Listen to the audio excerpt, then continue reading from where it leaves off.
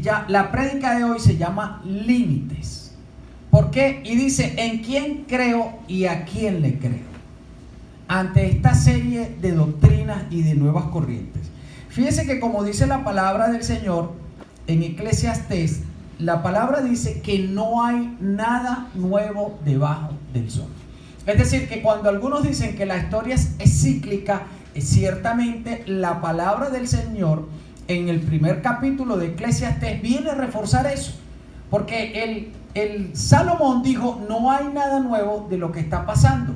Ciertamente los acontecimientos que estamos viviendo en el presente, de alguna u otra manera, ya ocurrieron en el pasado.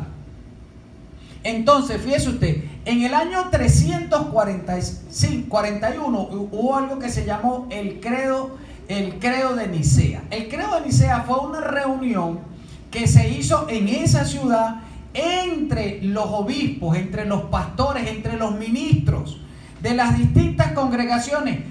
Porque dice, fue creado como un resultado de un concilio en la ciudad de Nicea, por lo cual se llama credo de Nicea. Debido a que se estaban promoviendo ideas y teologías que no concordaban con la fe cristiana ni con las enseñanzas de los apóstoles. Es decir, que estas locuras no son nuevas. Ahora, ¿qué pasa? Que esas filosofías, esas sutilezas, esas doctrinas vienen a hacernos tropezar en la fe, vienen a apartarnos del verdadero evangelio, vienen a hacernos, a convertirse en piedra de tropiezo. Ahora, son unas locuras, pero que están bien fundamentadas en la palabra de Dios. Es lo mismo que hizo el diablo cuando tentó al Señor Jesucristo en el desierto, usó la palabra. Estas nuevas doctrinas usan la palabra de Dios. Y usted de repente va a una reunión de esa, y a usted, como la gente le gusta, es una sentidera, como la gente se queda a nivel de sensaciones, la gente dice, ay no, pastor, pero es que yo fui y yo sentí al Espíritu de Dios. Es que yo fui y predican es la palabra. Ay, yo fui con Carmen y el mismo mensaje que predicó el pastor, ay, allá lo predicaron. Y se siente lo mismo. Porque dice el apóstol Pablo que son filosofías y huecas sutilezas. Ahora, ¿qué hicieron esos obispos, esos ministros que se reunieron en el año 341 y agarraron la palabra del Señor y la expusieron sobre la mesa y discutieron por varios días hasta llegar a lo que se llamó el credo de Nicea? Credo que usted está sentado ahí, chino, y le estoy seguro que usted lo conoce.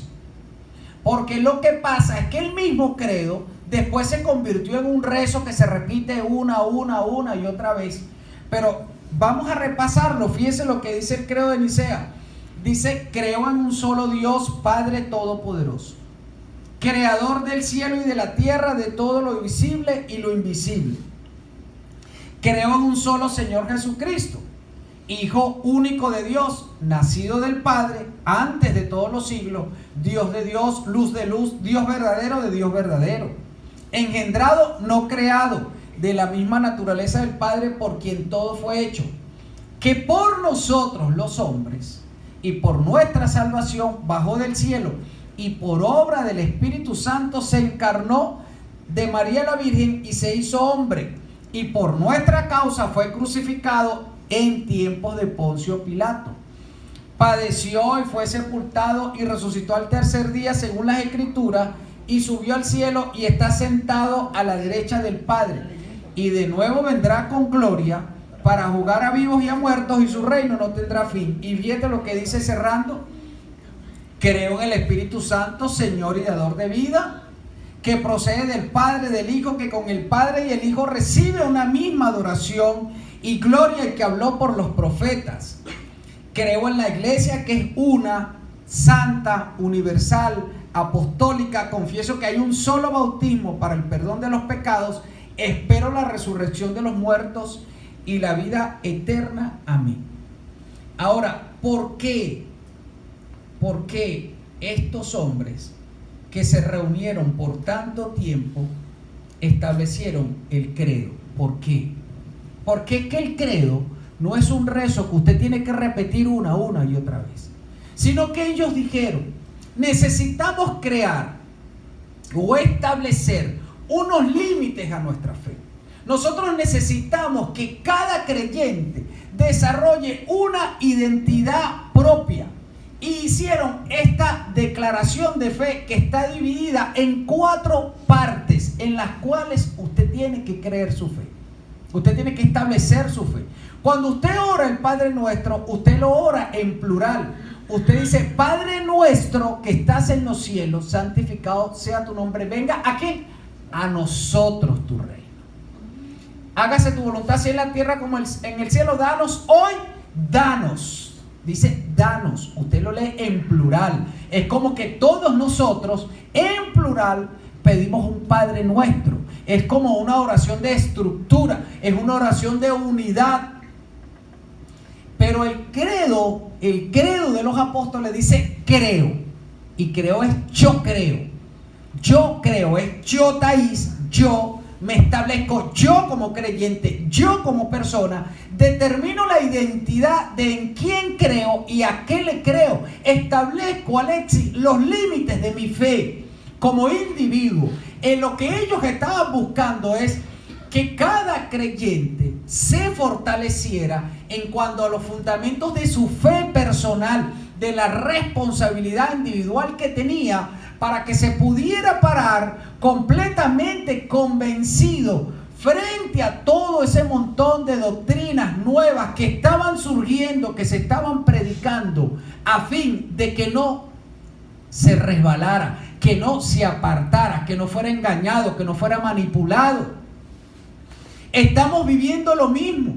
Hay un montón de nuevas doctrinas que están saliendo al ruedo, que están en pleno ejercicio, que yo como pastor tengo que decirle a usted que usted tiene que blindarse, al igual que en aquel tiempo, en el credo. Usted tiene que saber en quién cree y a quién cree. Yo no le estoy diciendo a usted que ahora todos los días usted se levante y ora el Padre Nuestro y ora el credo y empiece a repetir. No, yo le estoy diciendo a usted que vea en esta estructura esos 4 puntos que toca el credo, porque lo primero que dice es, creo en un solo Dios. Creo en que es Padre Todopoderoso, Creador del cielo y de la tierra. Padre, escuche bien, Padre. Y usted me podrá decir, pero es que nosotros sabemos que hay Padre. Mire, hay iglesias multitudinarias que están siendo divididas porque hay unos pastores predicando que Dios es Madre.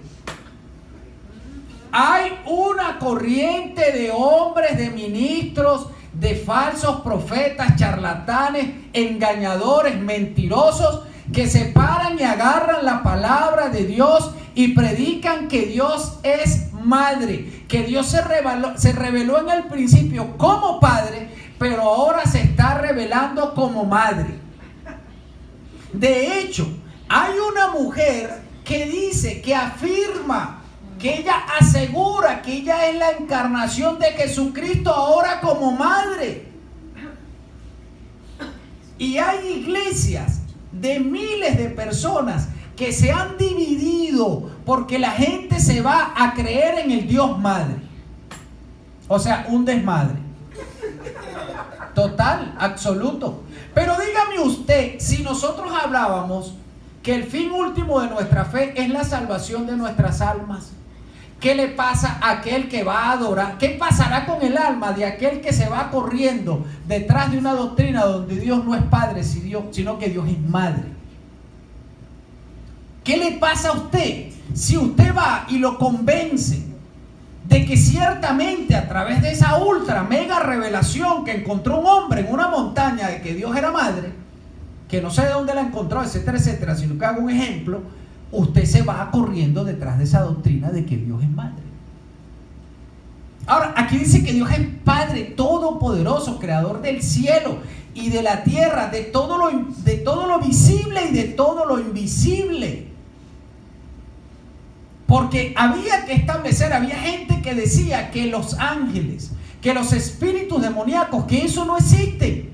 Hay gente que cree que el mundo espiritual no existe, que no creen en eso.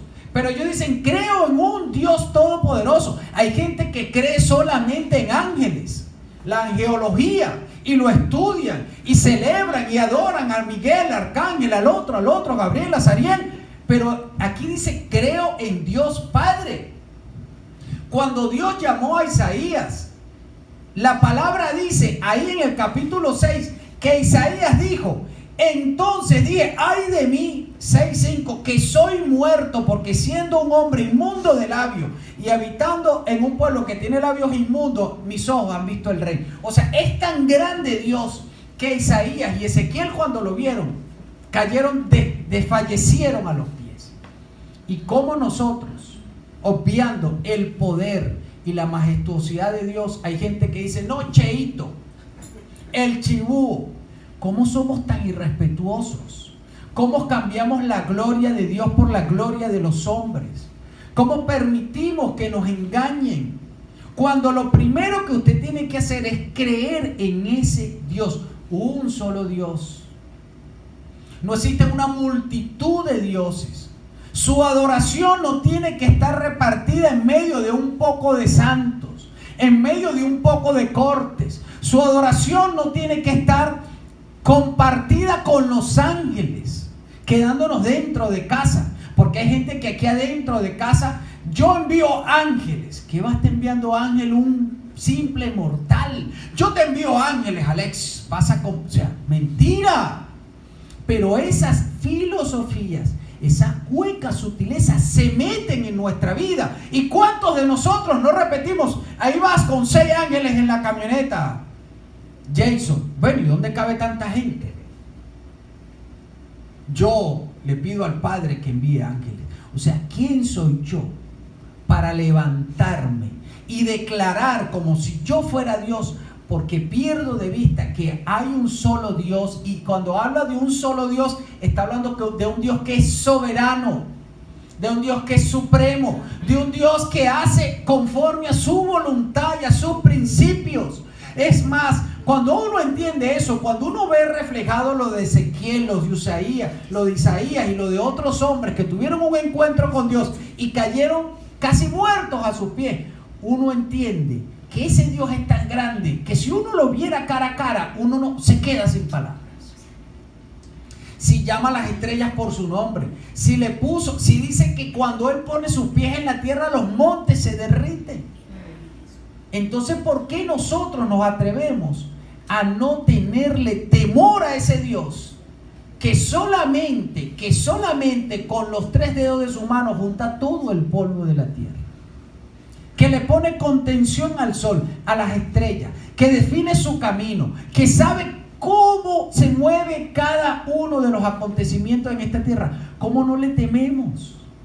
¿Cómo yo me atrevo a caminar en contra de lo que su palabra establece? Entonces lo primero que le dijo ese concilio, lo primero que estableció fue: hay que hacerle entender a la gente la dimensión del Dios en cual cree. Y yo hoy quiero decirle a usted, entienda lo grande y lo poderoso que es el Dios en el cual usted está creyendo, que es celoso de su palabra, pero también es grande y poderoso en misericordia para ayudarlo, para levantarlo, para sostenerlo, que usted no necesita de más nada sino de creer en Él, y que no existe ningún Dios madre.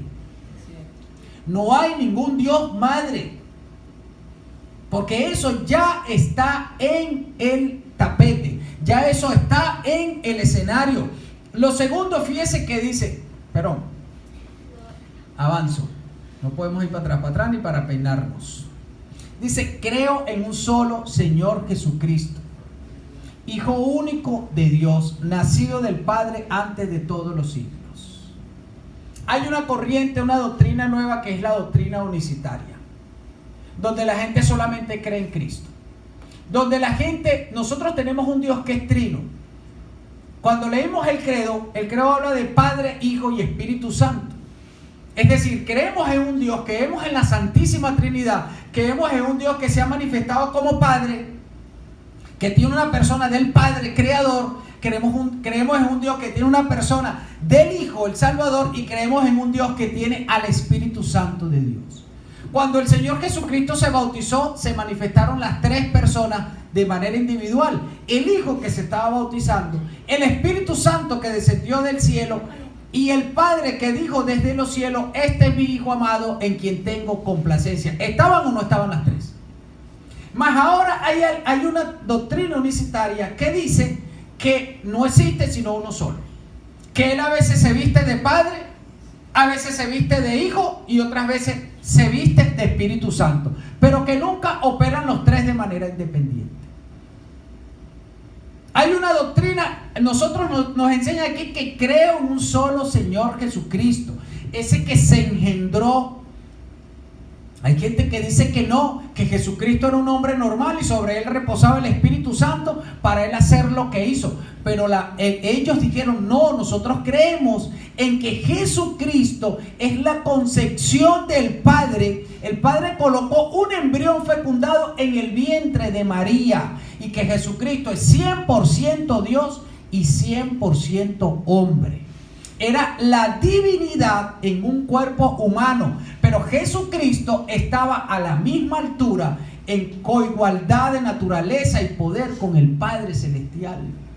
Pero usted se va a encontrar gente que le toca la puerta y que le dicen que ellos no creen en Jesucristo. Entonces, si ellos no creen en Jesucristo, ¿quién murió por los pecados de ellos? Y lo van a convencer. ¿Y cuántos millones de personas no hay corriendo detrás de la doctrina unicitaria, donde no existe sino un solo Dios y no hay Padre, no hay Espíritu Santo y no hay Hijo al mismo tiempo, sino que o es uno o no es nada? Y hay gente que está creyendo en eso. Y hay gente que está creyendo en eso. Y hay gente que entonces, además de Jesucristo, mete otro poco de gente. Y hay gente que cree en la famosa doctrina de la gracia. Y la doctrina de la gracia viene del arrianismo. Y disculpe que use estos términos, pero el arrianismo es que como su cuerpo era maldito, como el cuerpo es carne, como el cuerpo es pecaminoso, usted lo único que necesita es aceptar al Señor en su corazón y usted puede hacer con su cuerpo lo que usted le da la gana. Lo que usted quiere. ¿Y es que acaso esa no es la misma doctrina de las iglesias donde una pareja de pastores hombres que son casados y están unidos con un matrimonio igualitario va y predica los días domingos? ¿Y no será que la palabra dice que aquellos afeminados que no se han arrepentido tienen un solo destino? Mas sin embargo ellos justifican en esa doctrina de la gracia, en ese arrianismo, que Dios los perdona y Dios los hizo así. Adán y Eva, no hizo Adana ni Evo, ni Eve, con esa teología inclusiva. ¿Y es que acaso la teología inclusiva no está en pleno desarrollo? Que no ha llegado, pero va a llegar aquí a Venezuela, pero está aquí. Yo tengo que blindarlo a usted.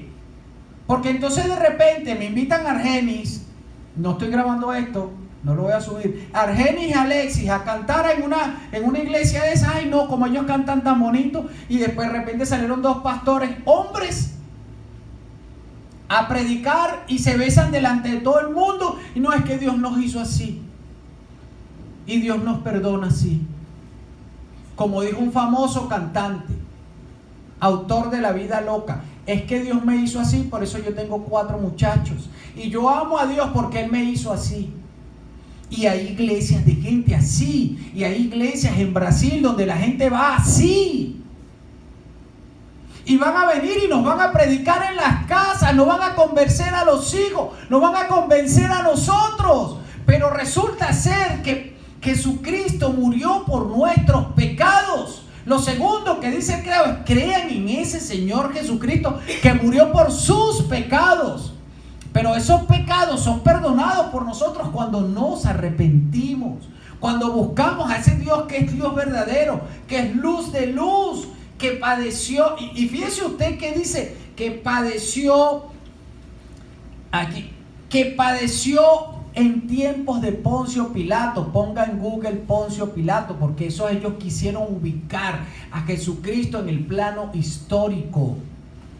Hoy la gente, usted va y le predica y le dice que no creen en el Señor Jesucristo, que eso es una fábula, que eso es un mito. Pero cuando usted estudia la historia, encuentra que Poncio Pilato existió y que en medio de Poncio Pilato se levantó un hombre llamado Jesús que causó revueltas en Roma, que Roma pensaba que ese hombre iba a hacer que todo el territorio de Judea se levantara nuevamente en rebelión en contra del pueblo romano y de su ejército. Entonces es algo que existió. Hay gente que no cree en la resurrección. Hay una doctrina que nos habla de la reencarnación. Y hay cristianos que están creyendo que van a reencarnar. Y los muchachos ven algo que se llama el multiverso. Usted le pregunta a un niño de esto, ¿qué es el multiverso? Y ellos saben.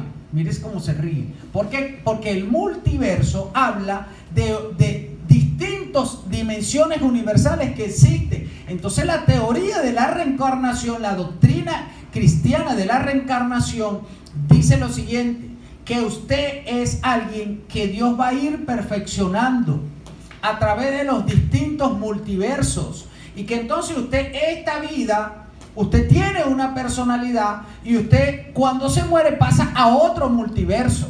Entonces tenemos una Thaís en este multiverso que tiene un estilo, que es la esposa de un panadero, y una Thaís en el otro multiverso que viene con un conocimiento de lo que ya vivió, y así va llegando hasta que llega al séptimo multiverso donde ya se ha perfeccionado, entonces va reencarnando. Pero aquí dice que Jesucristo resucitó, y la palabra dice que nosotros también resucitaremos con un cuerpo glorificado. Pero entonces yo vengo y le agarro la palabra y le enseño a usted que usted va a reencarnar, y usted no sabe si cuando viaje para el otro multiverso reencarna es como un perro. Pero el hecho es que igual usted va a reencarnar y va a vivir una vida con la sabiduría de lo que tiene. ¿O no vio la película esta del perrito que reencarna una vida tras otra, tras otra, tras otra? Y nosotros, ay, qué bonito el perro.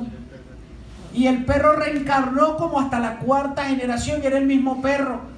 Y el tipo sabía que era el mismo perro porque él se ponía en cuatro patas y el perro le saltaba por encima de la espalda. Entonces era la señal para saber que era el mismo perro que había reencarnado.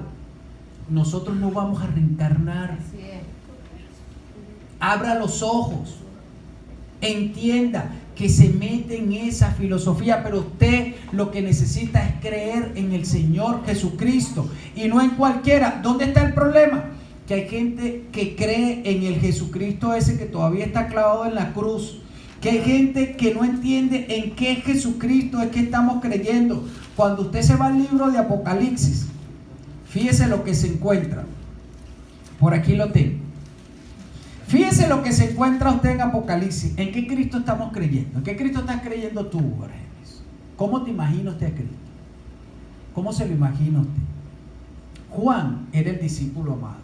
Y Juan es el que recibe la revelación en Apocalipsis. Y dice que él estaba en el Espíritu y escuchó una voz a su espalda. Y cuando él volteó, vi 7 candeleros de oro, dice Apocalipsis 1:13. Y en medio de los 7 candeleros, uno semejante al Hijo del Hombre, vestido de una ropa que llegaba hasta los pies, ceñido por el pecho con un cinto de oro. Su cabeza y sus cabellos eran blancos, como blanca lana, como nieve sus ojos y como llama de fuego. Tenía sus pies semejantes al bronce bruñido refulgente, y cuando le vi, caí como muerto a sus pies. O sea, ahora, Juan no era el que se recostaba del pecho de Cristo. Juan no era el discípulo amado. ¿Y por qué Juan dice alguien como semejante a Cristo? Porque el Cristo que él vio, él dice, se me parece. O sea, pero lo vio en una dimensión de poder y de gloria tan grande, tan impresionante, que él cayó muerto a sus pies. Es decir, que no es el mismo Cristo que nosotros tenemos idealizado aquí en nuestra cabeza. El Cristo en que nosotros estamos creyendo es una imagen de poder y de gloria. Es una imagen de alguien que venció a la muerte y que resucitó y está sentado a la diestra de Dios Padre, y ha de venir por una iglesia.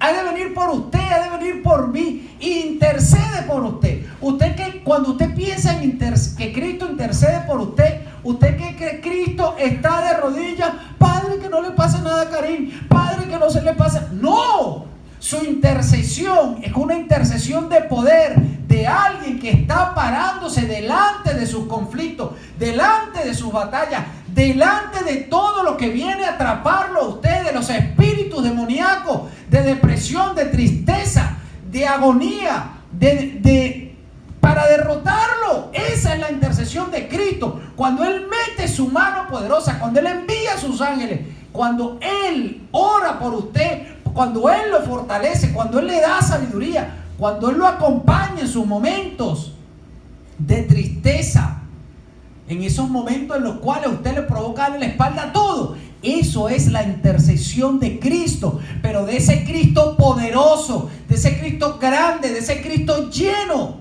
de la gloria y del poder de Dios.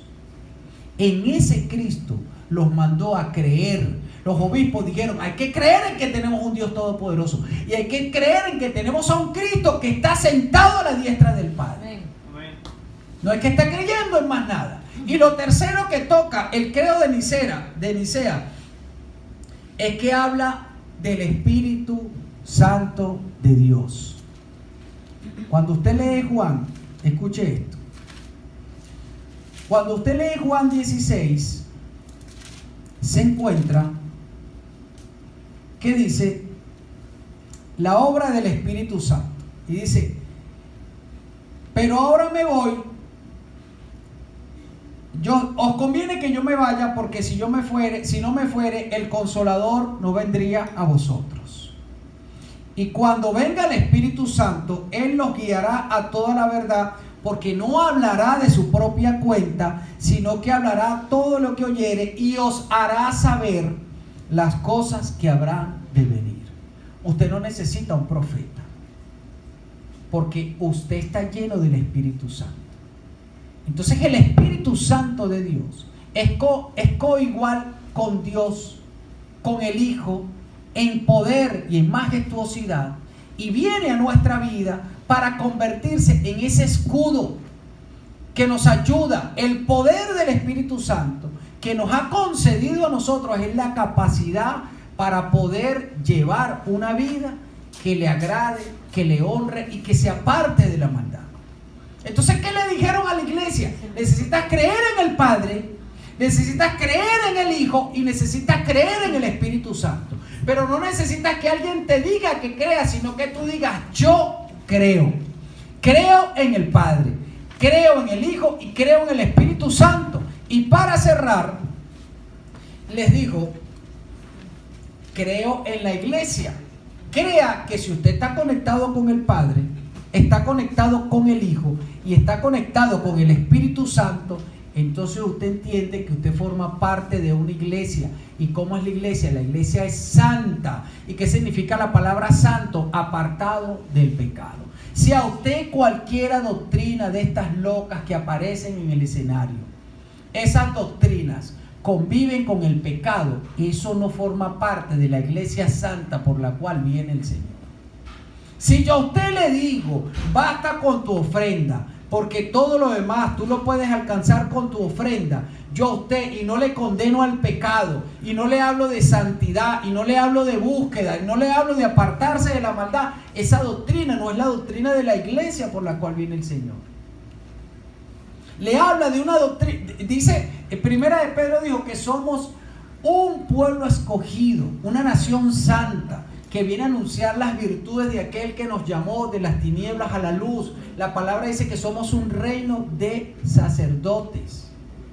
Apártese del mal todo aquel que invoca al nombre del Señor. Esa es la iglesia de Cristo. Entonces yo no le puedo predicar a usted algo que sea completamente diferente, que lo aparte de la santidad. Yo no te puedo decir a ti que si tú traes tu ofrenda y tu diezmo, tú puedes hacer con tu vida lo que tú quieras. No, porque yo estoy condenándote a la salvación, porque yo no te estoy predicando el evangelio de Cristo. Yo no te puedo decir a ti que Dios aprueba el matrimonio gay, no te puedo decir a ti eso. Yo no puedo asistir a una iglesia donde unas lesbianas predican porque están en pecado. Yo no te puedo decir, no, pero es que como Jonathan y David eran amigos y su alma estaba ligada, entonces yo puedo ligar. O sea, es mentira. No te puedo decir a ti que Dios es madre. No te puedo decir que creas solamente en Cristo o que no crean en Jesucristo. No te puedo decir a ti que tu dinero es lo que te va a salvar. Ese montón de doctrinas están en el escenario. No te puedo decir a ti que por los cursos que tú hagas, por los estudios que tú hagas. No, tú eres salvo por la gracia de Dios. Y la iglesia de Dios es santa. Aleluya. Universal. Ay, no, pero es que yo voy ahí y ahí hay 12. O yo voy allá porque ahí hay miles. No, la iglesia es universal. Sí. Todos los que creemos en el Señor Jesucristo, indiferentemente del lugar donde asistimos, formamos parte de ese gran cuerpo de Cristo.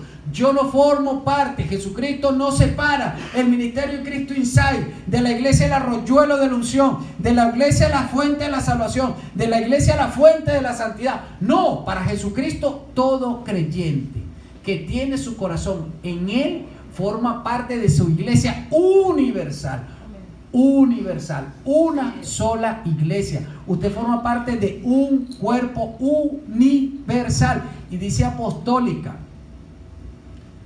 Porque no es que sea que una iglesia tiene que estar un apóstol al frente, no, apostólica, porque nosotros somos esa iglesia que siempre debe tener los ojos en que fuimos una iglesia que heredó el trabajo, el esfuerzo de 12 hombres escogidos por el Señor, incluyendo a Matías y sacando a Judas, que dieron su vida por predicar lo que Cristo les enseñó. De manera tal de que nosotros entendamos en ese ejemplo de fe, de determinación, de no pararse ante nada, que ahí está nuestra función, que ahí está nuestra misión.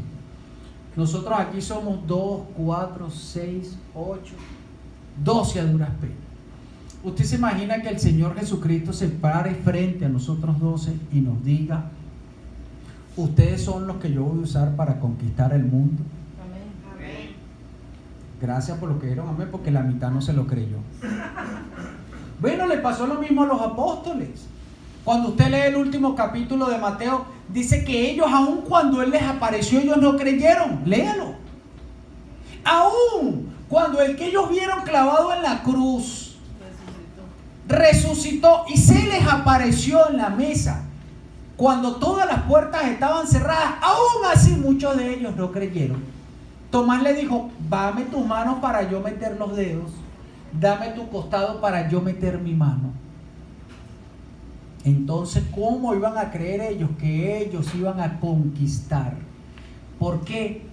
Y ellos se movieron y creyeron. Hoy por hoy, usted y yo, cuando yo le digo a usted es la herramienta que Dios va a utilizar para por lo menos predicar en su casa. Si usted me dice: no, pero es que en mi casa todos son brujos, todos son borrachos, todos son esto, todos son lo otro. Hermano, la iglesia es apostólica, viene de esa fe, de esos 12 hombres que enfrentaron a un imperio, y hoy por hoy nosotros predicamos el evangelio. Por eso es que la iglesia es apostólica, porque no es que es una iglesia donde todo el mundo se autodenomina apóstol, donde ahora ser apóstol es ascender, donde ahora ser apóstol es como un jefe, pareciera que son... No es eso. El que se quiera llamar apóstol, ese es su problema. Es que la iglesia es apostólica porque es una iglesia de hombres y mujeres que son capaces de enfrentar las más férreas dificultades con la finalidad de exponer el mensaje. Cuando el Jesucristo lo llamó a ellos apóstoles, lo que pasa es que hoy nosotros vemos el término con otra concepción. Pero un apóstol, eso no tenía nada que ver con la iglesia. Un apóstol es un concepto de guerra. Un apóstol es un hombre a quien se le entregaba una carta con un mensaje y tenía que atravesar un territorio en plena guerra para entregarle al otro general el mensaje que le había mandado el rey. Era como que yo te dijera a ti: Jason, toma este mensaje y le entregas este mensaje al presidente de Ucrania. Pastor, ¿pero cómo hago? No sé, aquí está el mensaje. Eso es un apóstol. Un hombre que pone su vida por un mensaje. Que pone su vida por lo que el rey le mandó a hacer. Que pone su vida para obedecer al designio de su rey. Eso es un apóstol. No es alguien que hay que cargarle la maleta, no es alguien que hay que darle plata, no hay alguien que tiene que meterse en un hotel 5 estrellas, no hay alguien a quien usted tiene que escucharle todas las locuras que diga. No, un apóstol, usted camina en la dimensión apostólica cuando usted, indiferentemente de todo lo que se levante en su casa, porque usted cree en el Señor, usted sigue creyendo en el Señor. Tenía que decir, Y se dijo.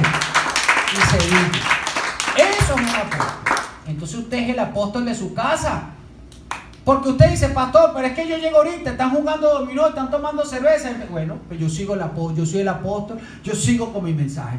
Pastor, pero es que alrededor de mi casa todo el mundo bebe, todo el mundo hace, nadie me hace caso. Pero yo soy el apóstol de mi casa, pero yo tengo una función apostólica, pero yo vengo de una iglesia apostólica. A mí no me interesa todas las guerras que usted enfrente, a mí no me interesa todo lo que a usted le toque pasar, atravesar, porque eso es precisamente la iglesia apostólica que el Señor Jesucristo está viendo, que el Señor Jesucristo por la cual está intercediendo. O usted cree que Él no lo ve desde los cielos cuando usted enfrenta todas las dificultades cotidianas que enfrenta.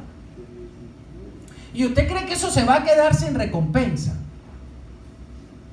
¿Usted cree que el Señor no ha de recompensarlo a usted, que en medio de este mundo corrupto, inmoral, degenerado, donde la mugre, la corrupción ya se ha metido bajo los quiciales de los templos, de las iglesias, donde ya hay un montón de doctrinas corruptas que predican un evangelio diferente, lleno de pedofilia, de corrupción, de dinero, de avaricia, de ambición, y usted en medio de eso sigue aclamando que el Espíritu Santo lo llene? ¿Usted cree que eso no va a tener recompensa en el cielo? Porque yo creo en el Padre, creo en el Hijo, creo en el Espíritu Santo, y creo que formo parte de una iglesia santa, universal y apostólica. Y creo que mi Señor ha de venir nuevamente por esa iglesia. Por eso el credo son el Padre, el Hijo, el Espíritu Santo, la iglesia, y yo creyendo eso. Yo creo, diga, yo creo. Yo creo. Usted tiene que, al igual que hicieron esos ministros en este tiempo, pararse en ese yo creo. No es que otros crean por mí, no es que otros oren por mí, no es que usted va a vivir su crisis y va a sacar su agenda. Déjame ver, yo tengo en mi agenda 70 hermanos evangélicos y hago un mensaje: ore por mí, hermano, que estoy pasando por un momento de prueba. Lista de difusión, enviar. Y me pongo yo en mi casa a escuchar a Bad Bunny. Y los ministros orando, apuradito. Pastor, ore por mí. No, es que yo no tengo nada que hacer, mijo. Yo estoy aquí para que tú me llames y yo tírame en el piso. No. Cada uno, ese montón de doctrinas extrañas son los que han matado la unción que reposa sobre nosotros. Esa iglesia académica en extremo, donde usted llega. Mire, hermano, si usted llegó y usted recibió al Señor Jesucristo, el Espíritu Santo vino sobre su vida, la unción del Santo está sobre usted, y desde ahí usted tiene que cuidar su salvación con temor y temblor, porque si usted se muere ahorita, al recibir al Señor, ¿usted va para dónde? Para el cielo, porque la justicia de Dios dice que es por fe, para que sea por gracia. Entonces, si usted recibió al Señor, usted tiene que asumir la responsabilidad. Si en su casa hay gente que no cree en Cristo, si su esposa no cree en Cristo, usted es el que tiene que salvarla, usted es el que tiene que orar. Si su hermano no cree en Cristo, usted tiene que orar. Usted tiene que llegar al cielo y decirle: Señor, estas marcas que tengo aquí son de tanto orar por mi familia, que al final no se convirtieron. Eso es otra cosa. Pero si usted no entiende el papel que tiene como creyente, si usted no se da cuenta de lo que está pasando a su alrededor, si usted no entiende el nivel que tiene usted dentro del reino, la responsabilidad que usted tiene para Dios. ¿Cuántos de sus hijos pueden llegar al reino de los cielos por la predicación suya? ¿Cuántos? ¿Y usted cree que van a llegar por mi oración? ¿Usted cree que yo quiero más a sus hijos que usted? Es usted el que quiere a sus hijos, es usted el que tiene que pelear. ¿Y usted cree que a sus hijas se van a salvar porque el pastor esté orando por las hijas de Alexis? Es usted el que tiene que orar por esas muchachas. ¿Y cómo usted cree que en su casa se van a romper los patrones? ¿O cómo que nosotros creemos que no? Porque mi casa es un caos. Pero ¿cómo? Somos nosotros, librando nuestras propias batallas, creyendo en el Padre Todopoderoso, en el Hijo que murió por nuestros pecados y por los de ellos, en el Espíritu Santo que nos acompaña, el mismo Espíritu Santo que creó los cielos y la tierra, es el que está en usted, es el que está en mí, es el consolador, es el que nos defiende. Dice la palabra que Él nos hablará. Él a cada uno de nosotros quiere hacernos escuchar su voz. En ese instante, cuando la iglesia, en apenas 341 años después de Cristo, estaba siendo amenazada por ese montón de doctrinas, a la conclusión que se llegó fue al fortalecimiento individual de cada creyente. Y ahora, 1600 años después, que la cosa está peor. Si algo debemos hacer nosotros es como creyentes tener nuestra identidad, nuestra determinación, no para repetir el credo una y otra vez sin saber qué estamos diciendo, sino para entender que nos basta con creer en el Padre, en el Hijo, en el Espíritu Santo y entender a cuál es la iglesia que formamos parte. Usted no está formando parte del Ministerio Cristo Insight, usted forma parte de una iglesia santa, de una iglesia universal y una iglesia que tiene como referente a los apóstoles de Cristo, que los desollaban vivos, que los colgaban boca abajo y le metían una sierra por aquí y los abrían de dos en dos, y aún así, mientras les quedaba vida, seguían diciendo que Jesucristo es el Señor. Esa es la iglesia apostólica. Amén. Es una iglesia brava. Usted tiene que ser un bravo. Usted tiene que ser alguien que se pare, porque si no, todo ese montón de doctrinas que están fuera y dentro de la iglesia van a acabar con usted, van a arrollar con su vida. Yo aquí vengo a confrontarlo a usted con la palabra de Dios. Yo le decía a mi esposa, ay Dios mío, yo sí he dado trancazo, pero en todos ellos encuentro que hay un propósito y que hay una razón del Señor. Así que yo quiero, amado hermano, que usted se lleve este mensaje en su corazón, que se fortalezca en su fe individual, que sepa en quién cree y a quién le debe creer, que consulte con la palabra del Señor, que contraste contra la palabra de Dios todo lo que usted vive, todo lo que usted experimenta, todo lo que está en su cotidianidad, porque en la palabra de Dios hay una respuesta para toda su vida. Que crea que ese Dios creó un mundo espiritual que se ve y un mundo espiritual que no se ve, que es invisible pero que es más poderoso que lo que se ve. Y que ese Jesucristo, que era igual en poder, la tentación más grande, la prueba más grande que enfrentó fue bajar desde la majestuosidad de su trono para morir por usted, para que usted entienda cuánto es amado por Dios. Y que sepa que hoy por hoy usted está lleno del Espíritu Santo. Y el Espíritu Santo no es una energía, no es una fuerza, no es cuando a usted se le paran los pelos. No, el Espíritu Santo es la persona, la tercera persona de la Trinidad que está con usted. Pastor, yo nunca lo he escuchado, porque nunca lo has buscado. Y Él nos habla, nos guía, pone en nosotros pensamientos, nos ayuda, cuida nuestra casa, cuida a nuestros hijos. Es tan real, es tan poderoso, como los mismos espíritus que buscan los brujos que hacen sus actividades. Muchos de nosotros hemos estado en esas sesiones de espiritismo y creemos lo que vemos. El Espíritu Santo no es de show, pero habla, pero se manifiesta, pero quiere moverse en su casa y en su vida, porque Él quiere capacitarlo y llenarlo para que usted forme parte de esa iglesia santa, universal, por la cual y apostólica, por la cual ha de venir el Señor Jesucristo en su segunda oportunidad. ¿Usted sabe cómo cierra el Apocalipsis? ¿Cuáles son las últimas palabras de Cristo? He aquí, yo vengo pronto.